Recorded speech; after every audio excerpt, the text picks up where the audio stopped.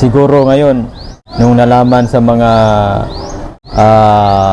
kalaban ni Sara Duterte sa politika, yung mga nagpapile ng impeachment sa mga congressman na pumirma noon sa kanyang impeachment, sigurong takot na sila ngayon mga par na mananalo si Sara Duterte sa 2028, lalong-lalo na sa mga taong naghuhuli kay PRRD. So magandang araw po sa ating lahat, at lalong-lalo na sa mga tagapag-supporters natin, sa mga subscribers natin, at magandang araw po sa inyong lahat. At bago po tayo magsimula sa ating video reaction, paki-subscribe naman mga par, para palagi po kayong updated sa mga video reaction natin. So ngayon mga par, kanina lang ay inaanunsyo ni Vice President Sara Duterte na kumpirmado na tatakbo siya bilang presidente sa 2028. Alam naman natin mga par na si Sara Duterte ngayon, siya lang ang may pinakamaraming supporters. Sa nakaraang eleksyon, siya ang may pinakamaraming botos na nakukuha. So kaya alam natin na pag si Sara Duterte ay tatakbo bilang presidente sa bansa natin, sigurado na siya ang mananalo. Kaya aminado naman si Senator Risa Hontiveros, kasi si Risa Hontiveros mga par ay may plano din na tumakbo ng presidente sa bansa natin.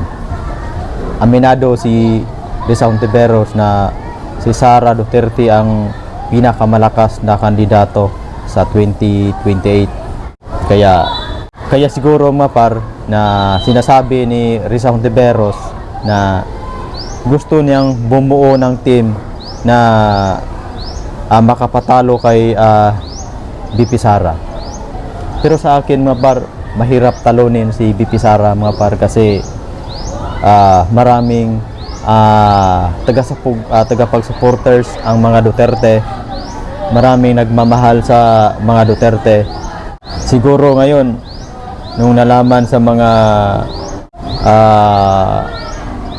kalaban ni Sara Duterte sa politika, yung mga nagpapile ng impeachment sa mga congressman na pumirma noon sa kanyang impeachment, sigurong takot na sila ngayon mga par na mananalo si Sara Duterte sa